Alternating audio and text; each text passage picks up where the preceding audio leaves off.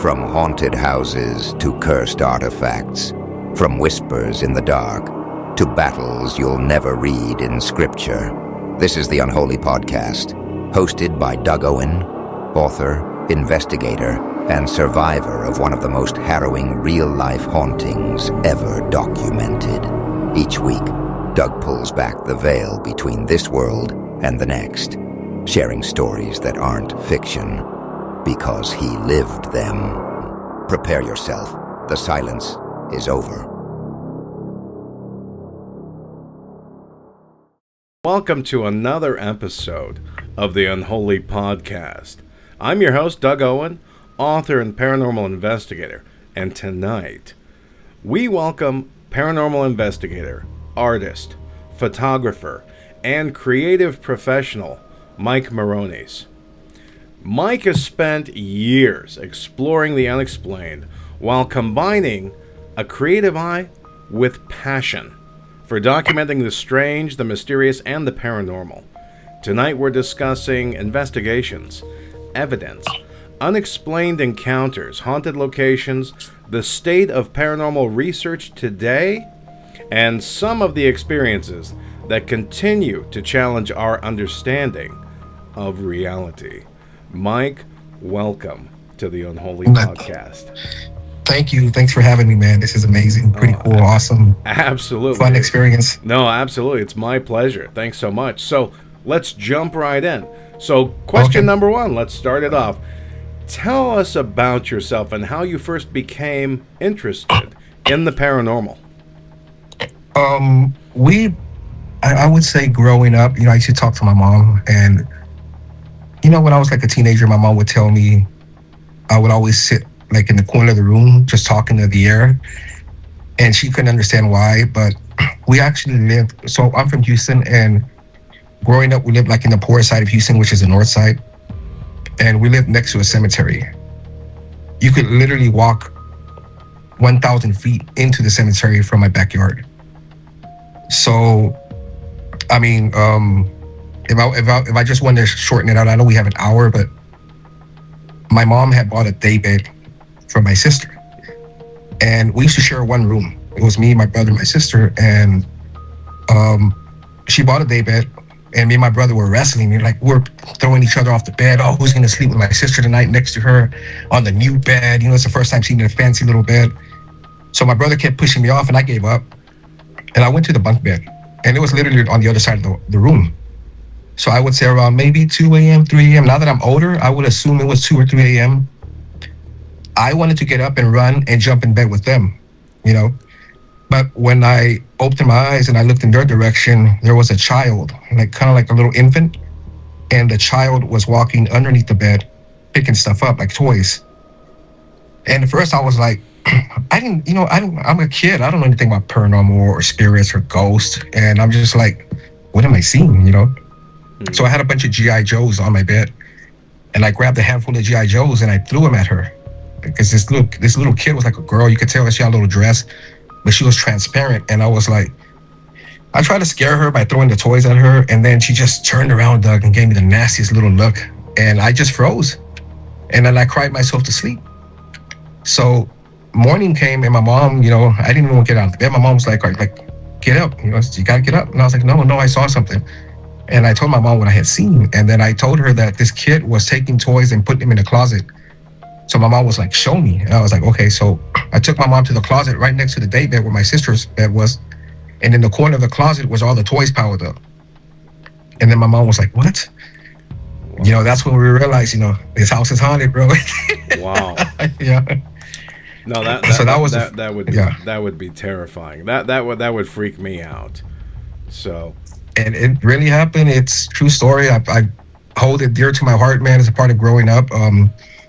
As I got older, we moved from that location to a house that was maybe 1 mile down the street. And that house, I'm assuming whatever was on the Janice Street property followed us to that house. Because we had my grandpa stay with us, and my grandpa was like, hey, you got something going on in this house. So he told my mom that he was in the bathroom, and he was using the bathroom. My grandpa had a habit of smoking while using the bathroom. And he said that he seen my mom stick her head in, and like when a woman has curly hair. Mm-hmm.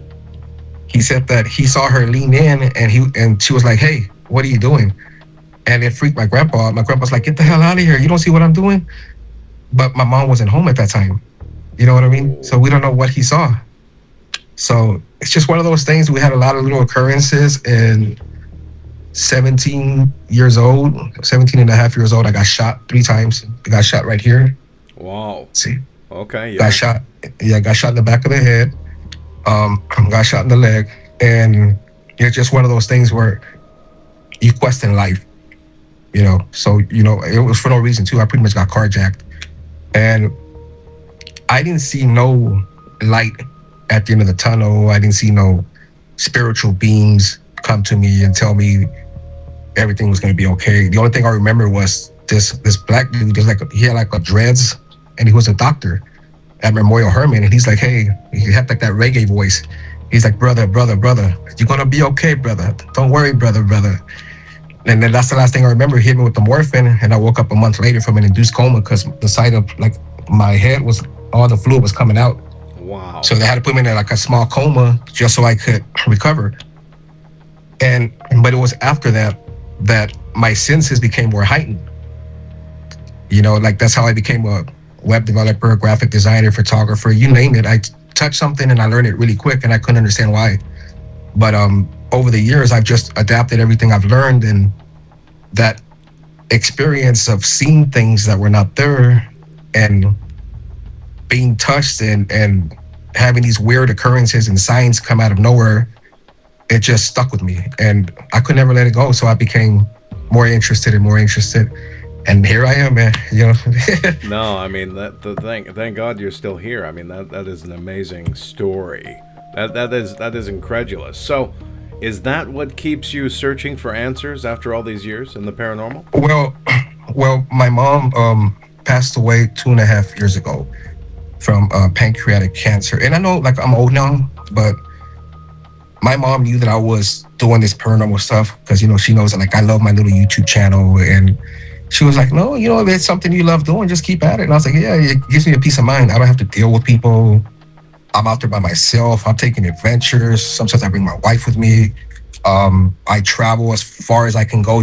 Even if I have to drive 5 hours for a little abandoned house, I'll do it just to have a story to tell, just to share an experience." But when my mom was diagnosed, I told my mom, I said, "Mom, can I ask you a favor?" She's like, "What?" She was pissed off, but the funny thing is she was watching scary movies while suffering from pancreatic cancer. She loved horror movies. And I was like, "Oh my God, I can't believe you're watching it, and here you are sick like that." She said, "Don't worry about it.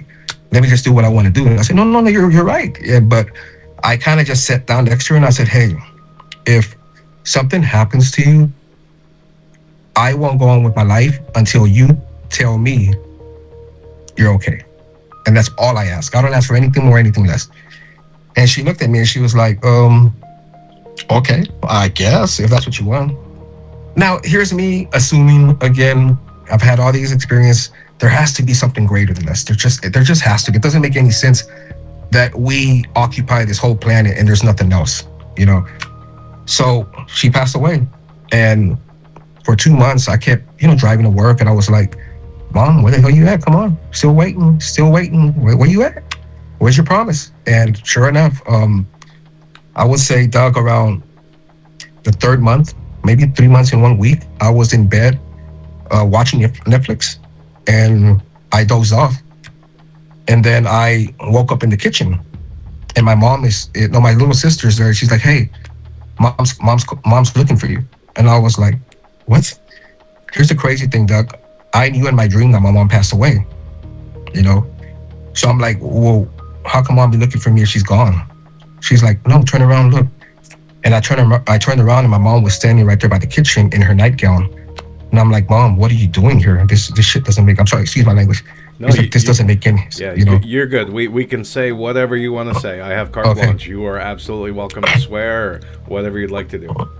Okay, so I'm like, "Mom, what the hell are you doing here? You're not supposed to be here. You passed away." She's like, "Shut up, come here." And then she put her arms out, and then as when I approached to hug her, and when you hug somebody, their face gets real close to you before you embrace. in that split second, I saw her dead body. And then I was like, it freaked me out. Like it scared me. And then I looked again, and then she was just covered in this gold light, like a real beautiful gold. I can't explain the type of light. And she looked like she was in the 20s, 25, 26. And then she whispered in my ear, she said, when you wake up, you need to go on with your life. You keep calling for me.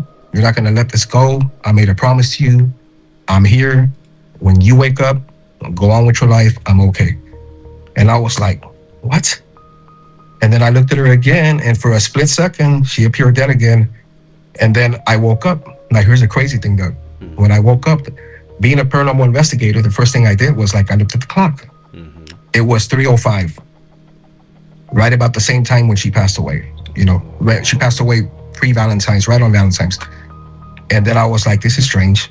And another thing I noticed, that my shirt, my pillow, my shorts were all covered wet. I was completely wet.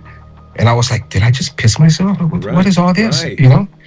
And then I realized I had been crying for at least 6 or 7 or 8 hours nonstop in my sleep. Wow. But the next day was beautiful, bro. I just got up and I said, thank you. Nice. And then just went to work, man. And that's another experience I had. It's just so many experiences. That is an incredible and amazing story. That is amazing. And that's exactly what we're here for. We investigate the paranormal. We don't ghost chase. We investigate the unknown, the unnatural, the supernatural. That is an amazing story. And I've heard similar stories like that, but none so detailed and absolutely all connected, where everything makes sense. It's a perfect dichotomy of a paranormal experience. That's exactly the kind of stories that end up in the history books. Absolutely. So that is amazing. And you have moved on with your life. You've absolutely done that. And I'm assuming that you don't take 1 second of any day for granted after that. Experience. No, man. Like I get up, and when I go, and I'm like, hey, man, I don't go to church. I'm in what you call a neutral.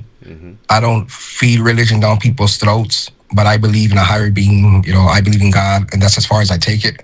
I don't go shoving my religion down your throat. I don't tell you what you need to believe in. I just say like this: I'd rather die believing in something than nothing. Absolutely. And when I do go, I'm gonna go with peace, man. I'm gonna be like, hey, I had my fun. Thank you. All right, man. Well, that sounds like a great 4th of July party coming up. There you go, brother. So let me ask you, what has been the most compelling piece of evidence that you've ever captured? Oh man, I got slapped. At in San Antonio, the Menger Hotel.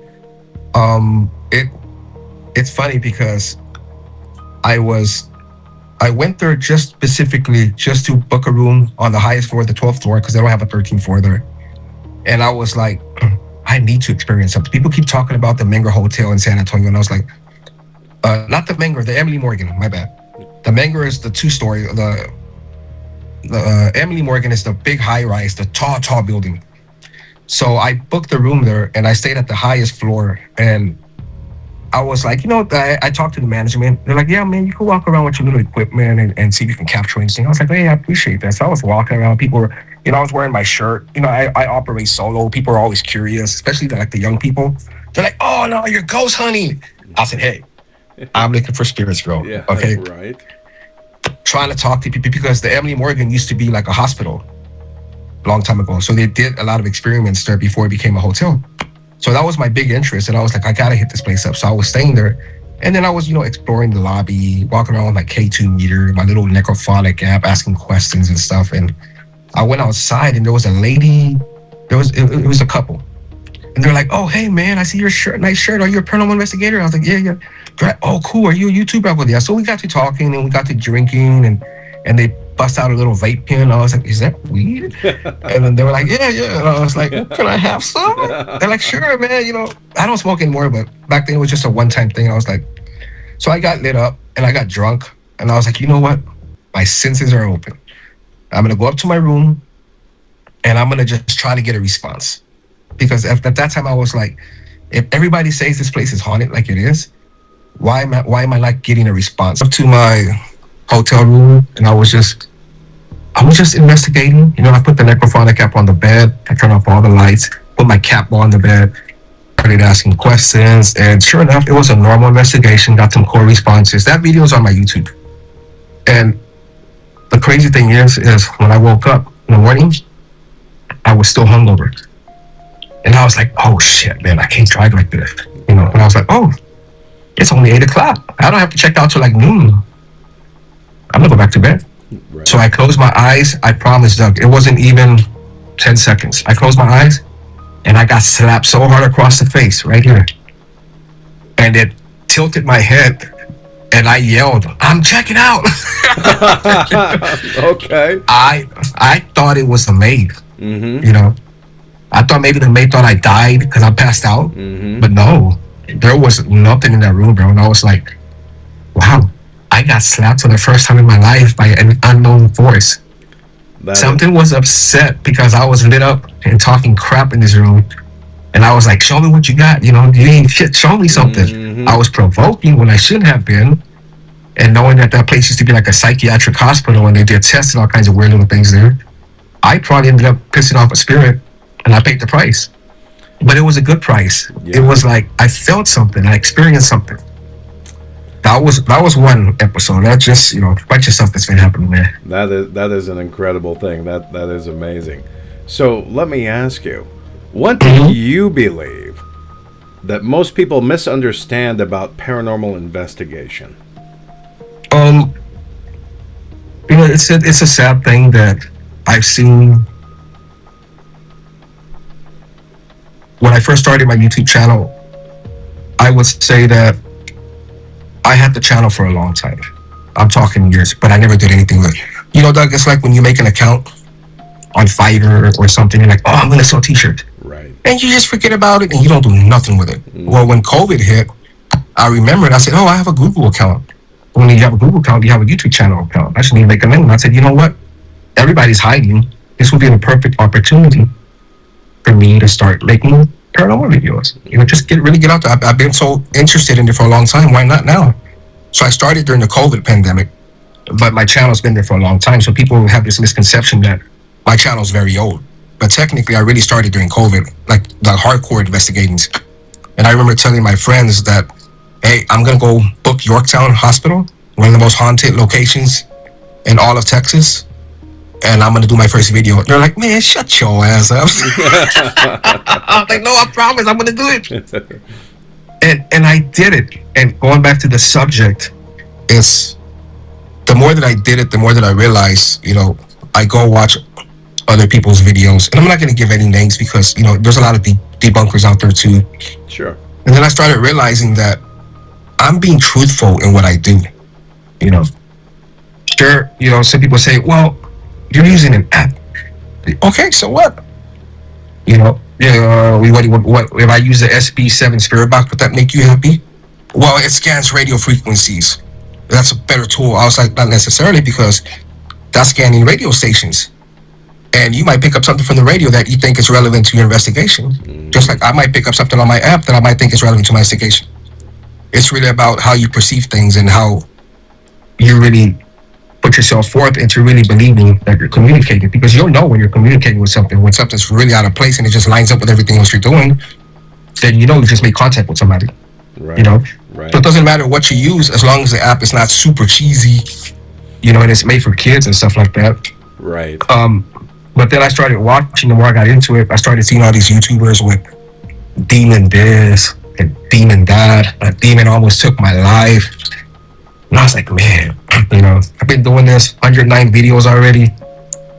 I ain't never seen a demon, bro. Well, thank goodness for that. I've never seen one. Do I believe in him? Yeah. But have I seen one? Have I ever made a YouTube video and put a title that says, "Demons out to kill me, watch this video"? Yeah. Then I started realizing you have your certain group of people that kind of give the paranormal a bad name because they're just for clicks, for views. And then you have people who really believe like we do. And we're really trying to get answers, and we're really trying to see what happens after we die. Absolutely. Absolutely. How does life continue? So that's how I see it, Okay, okay. So, have you ever encountered anything that genuinely scared you? Something scared the shit out of you? I would say I booked this would be it's a plantation home in Louisiana, and this plantation home is super famous, world famous. Unfortunately, my brain is blank right now. I can't even think of the name. Okay. But it's a world famous plantation, the Myrtles Plantation. Boom, there you go. Okay. So I booked the quartermaster's room, the slave owner, and this is on my YouTube. I actually caught this on video. I am there investigating. I have been investigating for like 2 or 3 hours. I had a few beers, just sitting on the floor. This is an old plantation home, bro, and it's an amazing place. And I'm asking the owner to show himself, and I'm sitting there and I'm staring at a mirror, just, like I'm looking at the camera right now. Mm-hmm. And I'm like, hey, I know you're here. Show yourself to me. Like, come on, it's just me and you. Don't be scared. Or what are you going to do? Like, I can't hurt you. You can't hurt me. But show yourself. And I kept looking at the mirror, because there was this huge vintage mirror, bro, like an antique mirror. And I kept staring at the mirror. I was like, come on, show yourself. And I'm drinking. And I saw something, but very faint. And then for that split second, I knew I seen something, but I couldn't really pinpoint it. So I kind of brushed it off. But when I saw that little movement, like, I would say all the hair on my back stood up, bro. Like all my goosebumps came out, and I had this chill, like there's AC was on. So I knew for a fact that when I started feeling like that, like, it scared me. I was like, man, did I just see something to the point where it affected my whole body? And then I said, I need a break. I got up, I turned off my GoPro, my Osmo Action, and then I walked outside. Went back to the bar, had a few cigarettes, had a few beers, went back, and for some reason I didn't want to investigate anymore after that experience. I was like, okay. So I went home, tried putting all my video clips together and editing everything. And sure enough, on that one part, you can see it when I'm asking, can you show yourself in the mirror? You see a guy's face, like, pretend this is a wall. This is a mirror. He does this. And it looks exactly like the plantation owner's photo. Because I actually pulled up the photo from the owner of that house during the slave days, and it looks just like him. So I was like, wow, that's I have no words, man. And he was playing peekaboo with you, kind of behind. He came out. He came out and he's like, hey, I'm here. What? And then he went back. But to experience that and to feel it, that's when like, hey, this is on another level now. You're actually getting something that makes no sense, but you asked for it. I asked for it. I wanted to see it, and I got something, But I think the worst ones for me, I'm not gonna lie, bro, Doug, when I did the investigations at the Old County Jail, I did a small jail close to Livingston. Man, it's so crazy because I'm using my Spirit Box, which is an app. I love it. For some reason, I'm in love with the Necroponic app. That's my go-to. The craziest thing is when I'm using that app there, or whatever location I'm at, all the responses I get always line up with the location that I'm at, which is insane. When I did the jail, you know what I heard the spirits telling me? You can see me at the Other Light County Jail in my video. I'm at the bottom, and I'm like, hey, guys, I smoked a little bit there too. But I was like, guys, I have to go upstairs to the cells, and I'm scared because I'm by myself. It's almost like 1 o'clock in the morning, 12:30 at night, I think, almost 1. So I got to go to the jail cells. All the jail cells are upstairs. So you have to take this long, little steep stairs up. And then I have my Spirit Box running the little Necroponic app with a speaker. And as soon as I say, you guys ready for me? Something goes, get up, bitch. I was like, okay. That's stuff like that scares me. And I'm like, but if I show fear, I won't get what I'm looking for, right? Right. So I went up and I did my investigation, and I got some great evidence. A lot of pissed off spirits, man, cussing me out. You're a bitch, and spirits telling me, I said, hey, you guys like my logo? It's shit. Like, just asking random questions just to see if what I get is relevant to what I'm asking.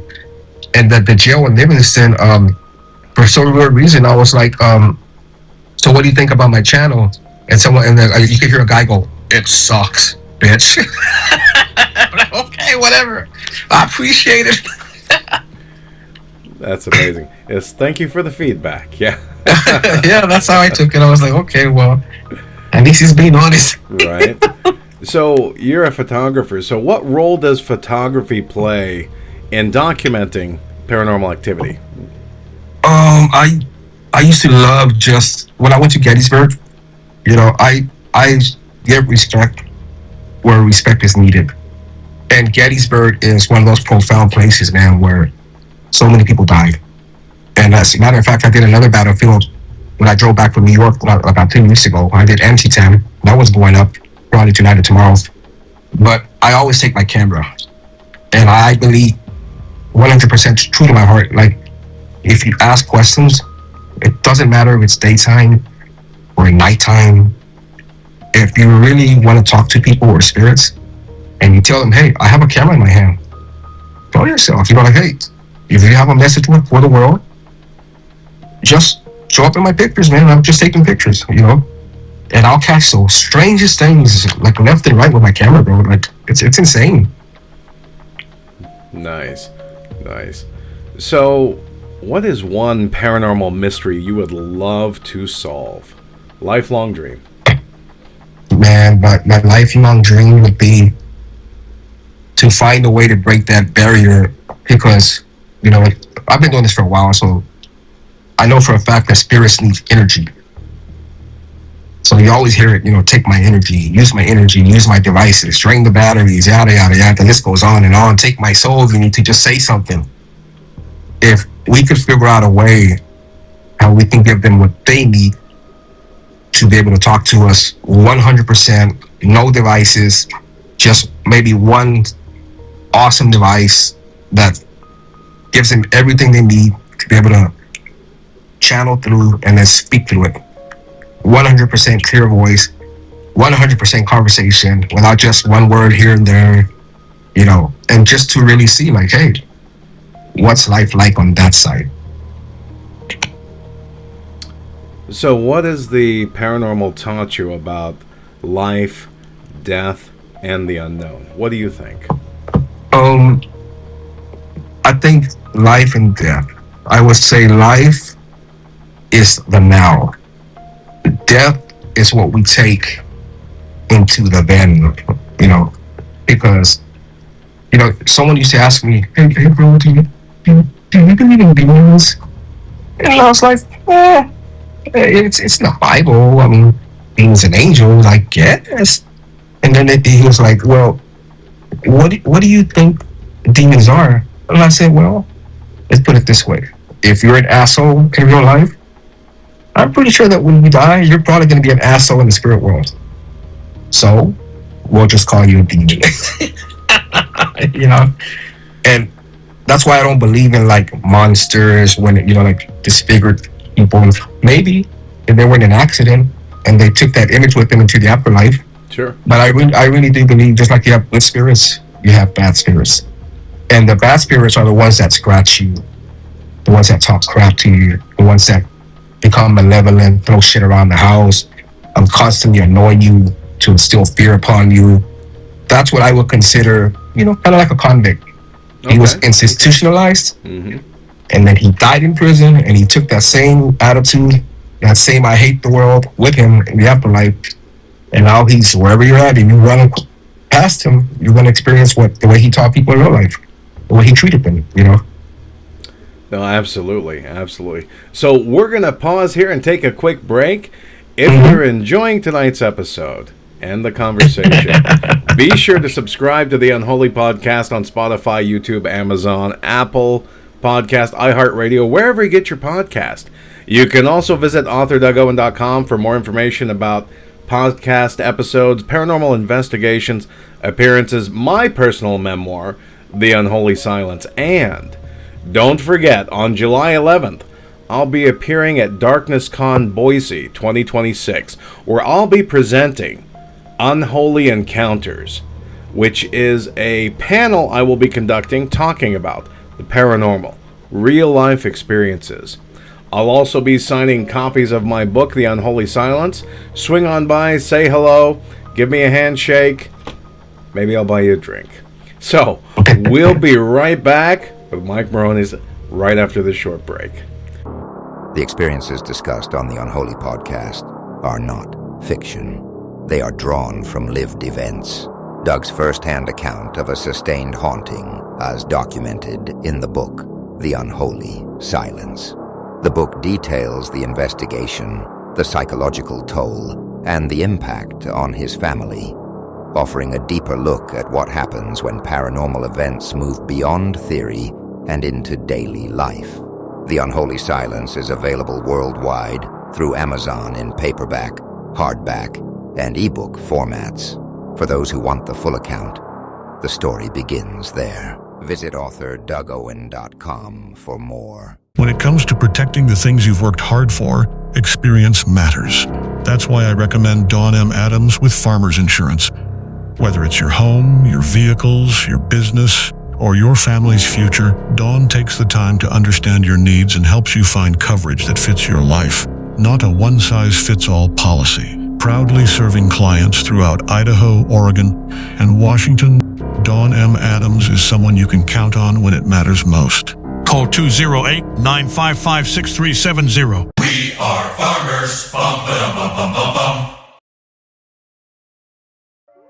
If you think the paranormal is just stories, think again.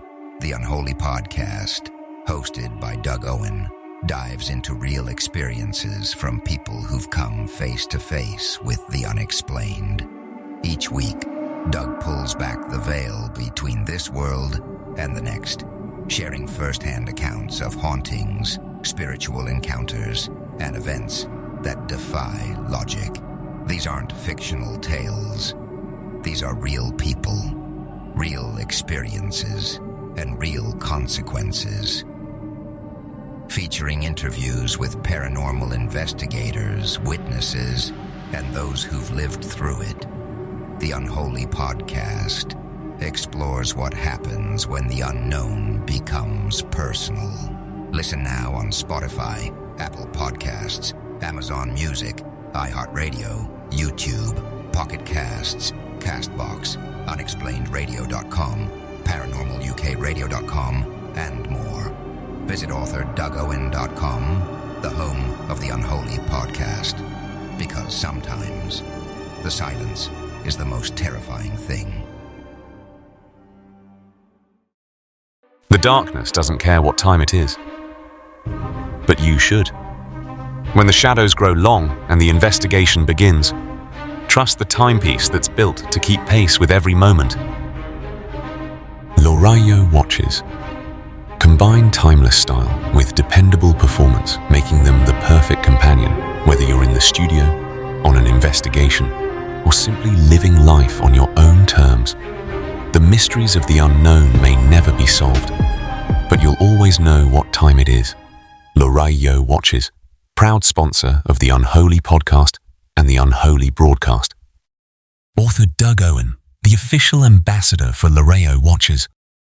Every piece of equipment has to perform when you're investigating the unexplained. Cameras, recorders, EMF meters, but none of it matters if you can't get there. That's why the team behind the Unholy Podcast trusts Loya Tires in Nampa for every vehicle they drive.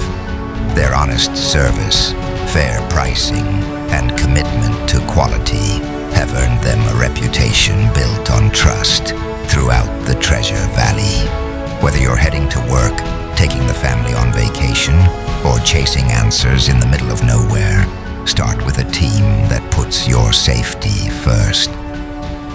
Loya Tires in Nampa. Trusted by families, trusted by investigators.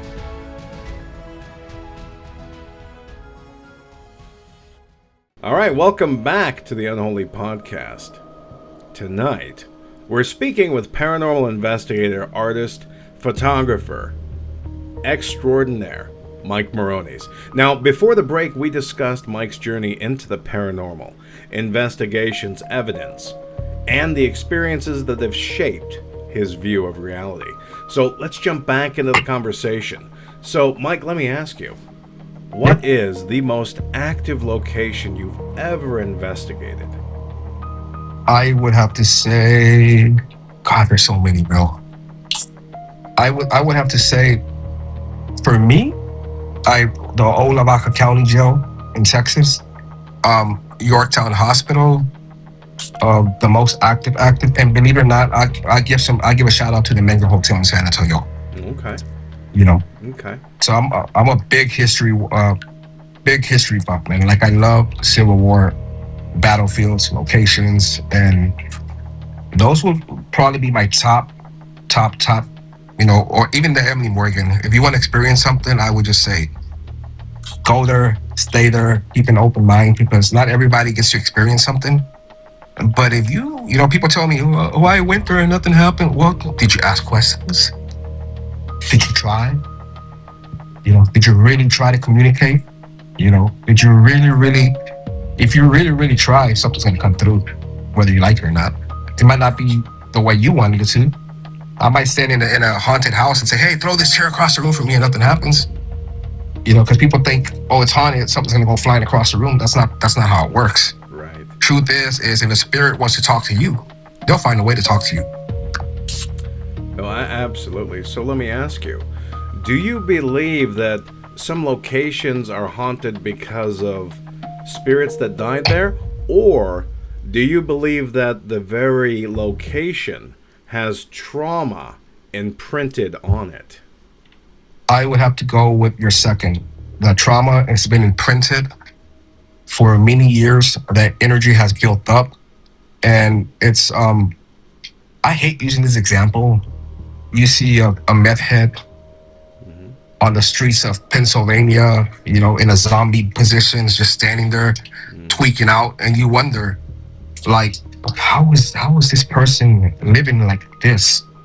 And then you really analyze it, and you're like, they're comfortable. They've gotten so deep into that point in life where they function that way. They can't function normally anymore. So as far as like a haunted location, all the trauma and all the anger and the people passing away there, whether it be through wars, through malpractice, through illegal activities, through overdosing on drugs, everything gets imprinted over time, and it just accumulates. And then you have all these walls just keeping that energy bottled in. So it kind of becomes like a subway station for whatever's trapped in there. They're comfortable there. That's where they reside. That's where they choose to be. Okay. All right. So let me ask you this question, and here's a big one. Okay. What piece of equipment do you trust the most when you're in an investigation? My hearing aids. Okay, fair enough. I got shot in the back of the head, 80% deaf. If I take him off, I can't hear it yet, bro. You could cuss me. I could be walking away, you could be cussing me out, and I just turn around and smile and keep walking. But Nice. I love the cat balls. I love the old school K2 meter, my all time. Because if you're in an abandoned building and there's no electricity there, and that thing's going off, and of course your phone could make it go off. But if you know for a fact that you put the K2 meter somewhere far away from your phone and that thing starts reacting when you ask it to, that's a really great tool. I used to have the SB7 spirit box, but because I'm deaf, it'd be like, and I'd be like, man, it sounds like my tinnitus. I don't know about this. Okay, I gotcha. Yeah. So then I started doing more research, and then I tried out the Necrophonic app, and man, I just fell in love with that, bro, because I could hook it up to my Bluetooth speaker, and then I could crank up my hearing aids to 100%, and it gives me like super hearing. So when I'm asking questions, for example, if I'm in a jail or in an old hospital like Yorktown, speaking of that, here's a good example. I did a church in North Texas, close to Dallas. It was like an old, I don't know if it was Dutch or some type of foreign church. So a real beautiful church. And I'm running my necrophonic app full blast. The owners of the church gave me permission to investigate, as long as I didn't, I was respectful, and I didn't make a crazy video like where it's gonna, ruin the image of their church. Right. So I was really respectful walking around, and you could hear like the window panes shaking in the wind, and you could hear my footsteps because I had my hearing aids full blast. Every walk that I took, I could hear like the creaking of the floors, and it was just a creepy vibe, bro. But at the same time, I'm in a church, so it was creepy but peaceful. And I was like, okay. So then I asked, and I said, so tell me, if you were a pastor or a preacher in this church, tell me some of the things you did. And I, my necrophonic app picked up some little like, some garbage. Most of the time it sounds like garbage, but out of the blue, clear as day, it just said it real loud, and I pray. And I was like, there's no way in hell this app, it just gonna throw it out, and I pray, and I'm in a church. Right. And it's always just the weirdest little things that line up that make me realize that for some reason this app seems to be doing a really good job. Maybe, I promise, Doug, I had a video in the Olavaca jail when I put my phone down on the table with the necrophonic app running, and I was asking the spirits to show themselves to use my device to manipulate it, to try to spit out whatever words you could possibly spit out. And a ball of light, kind of like an orb, flew right into my phone. Wow. It went right into it. You can see it clear as day on the video.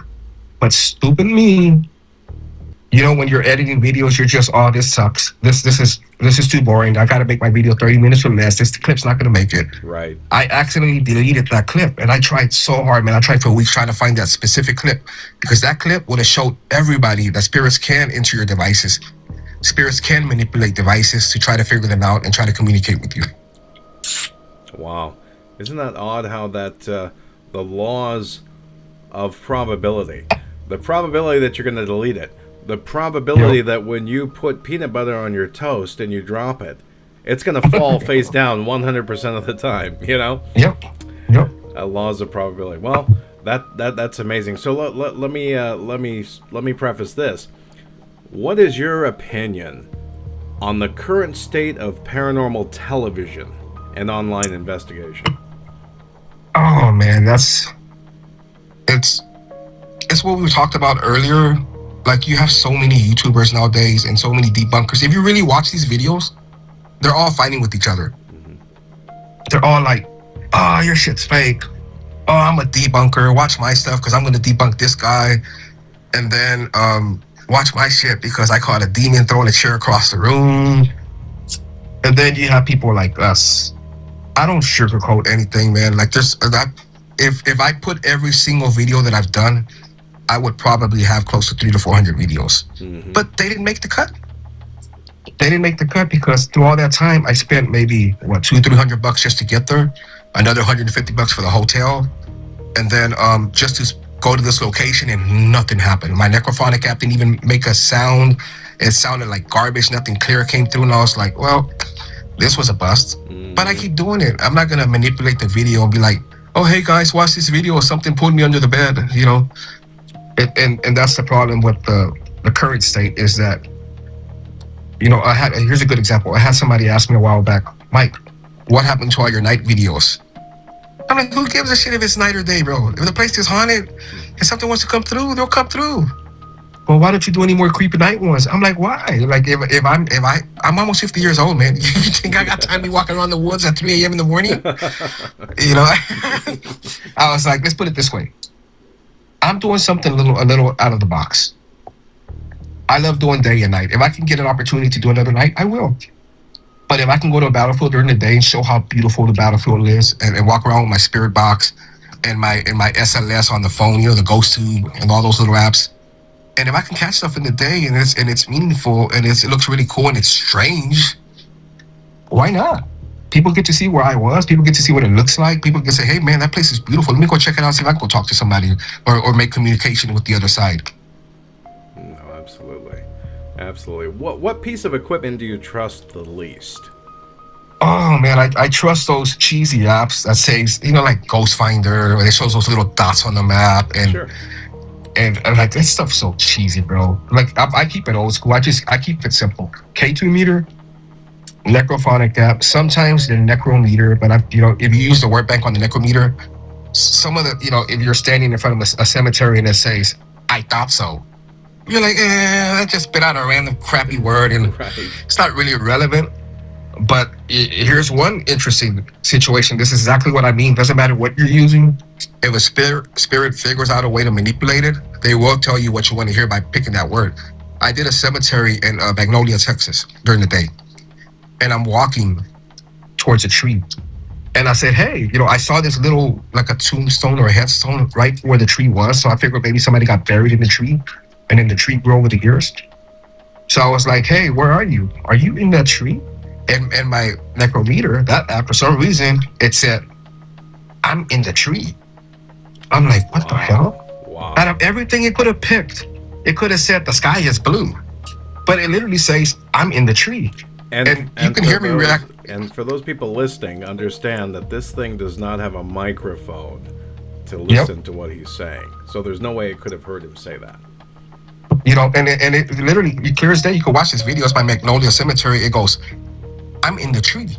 So I turn around, and me being deaf, sometimes I don't, people ask me, you didn't hear that? They were actually telling me something. You know what I do get a lot on the necrophonic app? I always get spirits telling me, this is funny. They always tell me, can you hear me? I promise, bro. My last video that I just did on Anti-Tam, which I'm going to upload tonight, the spirit tells me, it was like a lady's voice, can you hear me? And here I am just walking around asking questions, hoping I capture something. Because that's amazing.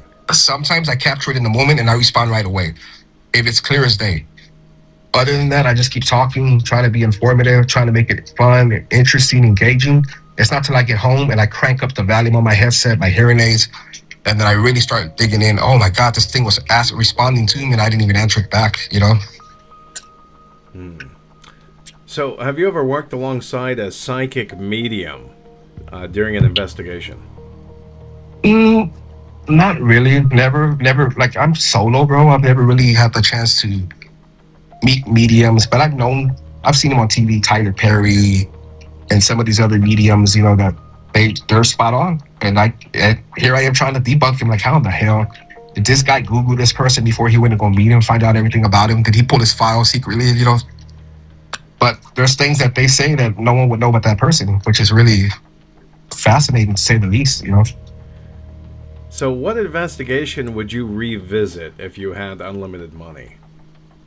Man, I would really love to do Yorktown one more time.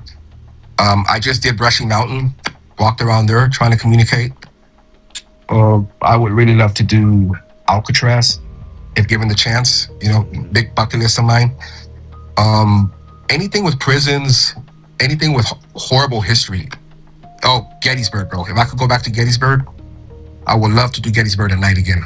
That I can send you a clip of a blob that comes out of the ground. Really? 100%, yeah. A green, like, remember Slimer from Ghostbusters? Yeah, sure. It comes out of the ground. When I said, hey, we're taking pictures, we're taking video, can you manifest yourself? And we don't see this with our eyes, but when we get home, a big green blob just comes out of the ground, like plasma. I'll send you that video tonight on Messenger. Okay, pretty perfect. amazing. And I'll put it in the podcast so that the viewers can see it. Oh, you ought to see the lady that I called at Gettysburg during the day, bro. That one will creep you out, brother. All right, send it that over. That one will creep you out. We'll add it to this podcast, absolutely. So let me ask you, do you think that skepticism helps or hurts paranormal research? How does it hurt it? Well, do you think it hurts it or it helps it? It helps it. Okay. It helps it. I'm gonna say, shit, you believe what you want to believe in. I'm gonna believe what I want to believe in. At the end of the day, when you're dying in your bed and you ain't got nobody listen to you or be there to remind you that, hey, should have kept an open heart to things, an open perspective on life. You would have been better off, but there you are, lonely as hell because you chose not to believe in anything. So I'm gonna die with a smile on my face saying, hey, I know I've made contact a few times. 109 videos in, I've seen plenty. There has to be something. Let's go. No, absolutely. So, what is the one paranormal case that you've done that continues to intrigue you? The one paranormal thing that I've done that continues to intrigue me is when I'm doing a location that I really don't have a lot of history on, and I do a quick recap on the history before I investigate it, because the history is fascinating. And then when I ask certain things, and because of me being hard of hearing, deaf, I feel like I'm not really getting anything. And then when I get home and I go through all my footage, everything lines up to the questions I was asking. And then I'm like, oh shit, man, they actually responded to that and I didn't hear it. I just started asking other questions and they're trying to respond to me, and then there they go again. Can you hear us? That's amazing. That is incredible. So what projects are you currently working on where listeners and viewers can follow your work and follow you? My YouTube channel, The Other Light Paranormal, is my go-to. My Facebook page, Mike Morones, you can add me. My Instagram is mstudio76. I'm also a painter. I do murals. I do acrylic paintings. Been doing them for a long time. Full stack web developer, self-taught. Usually you hit me up on YouTube, Facebook, Instagram, TikTok. I'm there, man. I'm just enjoying my days and having fun, and it always brings me joy just to get out of the house and find a new location, make a video, come home and upload it. Even in my videos, when I first started, Doug, I always be like, hit the smash that like button, hit like, subscribe. Man, I don't give a shit, man. Like, what? You want to watch, man. It's you get to go on a journey with me. You get to have a good time. You get to see what I saw. You get to experience what I experienced. I really don't care if you want to subscribe or not. But if you saw a little bit of it, I hope that it opens your mind to the possibility that, hey, there's more to life after death. No. That's when the real life starts, Absolutely. So do you paint the apparitions that you've seen or any of your experiences? Do you paint those images and sell them? I sold a lot of paintings, but it's mostly like abstract things that just, it's when I got shot in the head. Before that, I was a hardcore gang member, been in shootouts, you name it, I've done it, man. And after getting shot and carjacked and everything and being at the wrong place at the wrong time, you start to realize that, hey, is this what I'm doing with my life? Like, this was a message from some higher being, like, hey, this is your punishment. When you come out of this, do something meaningful, And that's what I've applied. The strangest thing, Doug, is that, like I said, everything that I touch, I learn really, really quick. If I wanted to be a programmer, give me 1 year, man. I guarantee you next year I can say, hey, Doug, you need some software? Nice. I can make it for you. Nice. Nice. That's my special gift from God or whatever supreme being there is up there in the heavens, man. That's their gift to me, and I take it to my heart, man, to the fullest, and I spread positive vibes everywhere I go, try to make people smile even when they're down. I have no hatred in my heart at all, dude. And I always tell people, you got a fucking problem with me, man, hey, then you got a problem with me. But I ain't got a problem with you. You go your way, leave me alone. You do your thing, and I'm still gonna be right here doing my thing. Don't even worry about it. I'm okay, Nice. No, I like that. Well, Mike, you've made it to everyone's favorite part of the show. It's time for the unholy, and the unholy fire. Here we go. You know the rules. 10 questions, 1 word answers only, no explanations, no stories. You Let's ready? do it. All right. Yes, sir. Ghosts. Real. Demons. Bigfoot. Possibly. Aliens. For sure. Psychics. What was that? Psychics. Possibly. Okay. Haunted objects. 100%. Ouija boards. 100%. Possession. 100%. Afterlife. 2,000% with the cherry on top. All right. Evidence. 100%. All right. And now it looks like I have one last question. Mm-hmm. And you can say more than just 1 word. What do you think happens to us when we die? When we die, based on the experience that I had with my mom, I would say you really get to see who, how, and what you are as a person, and how you gave your life to whatever goals and dreams and everything that you wanted to accomplish in life. You will see all that in front of you. And then how you take that with you in the next life is going to be your biggest tool belt that you wear around your waist and apply it to your next life. Beautifully said. Well, it's been a fascinating conversation, Mike. I so appreciate you coming on the show and sharing your experiences and investigation. And I totally appreciate you being here. So, oh man, it's been a pleasure, Doug. Yeah, it's just been absolutely mind-blowing. I enjoyed our conversation. 1 hour is just not enough time. So, love to have you back on the show for another segment here in the future. But it's been great. So, thank you so much, sir. Well, Doug, thank you for having me. Congratulations on your book. Thank you. All your adventures. I wish you the best, man. Hey, you got a friend out of me. All right. You know where to find me. Terrific. If you're ever in Texas and you want to investigate, hit me up, brother. Sounds like a plan, man. Sounds like a great plan. I will do that. All right. So everybody, be sure to follow Mike Morones on social media.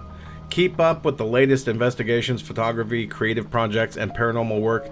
Go to YouTube. Subscribe to his channel. Or don't. He said he doesn't give a shit. But if you want to subscribe, go ahead and subscribe. It probably helps him out a bit. Go ahead and do it. Yeah. Go on the adventure with him. So before we go, I don't mean that. Yeah. I'm so sorry. I don't mean that in a disrespectful way. I just mean I'm old, bro. Us old people, we don't get all the love like the young people. You know what I mean? We just do what we do. Nope. I'm hearing you, man. No, absolutely. And I think everybody understands that. That's going to be fantastic. So, all right. So, everybody, before we go, one reminder, July 11th, Darkness Con. I'll be there. Come say hello. Come bring back that $5 I loaned you years ago that you owe me. You know who you are. Join me at 1 o'clock. I'll be on stage. I'll be talking about unholy encounters, paranormal experiences, real-life investigations, and true events that inspired my memoir. So, as I always say to the viewers and to the listeners, until next time, take care of yourself. Be aware and beware, because sometimes the silence is the most terrifying thing. You've just heard another chilling chapter of the Unholy Podcast, hosted by Doug Owen, author, investigator, and witness to the things most feared to name. For more real stories, cursed objects, and exclusive content, step deeper into the dark at authorDougOwen.com. Subscribe, share, and remember, some silences aren't empty, they're waiting.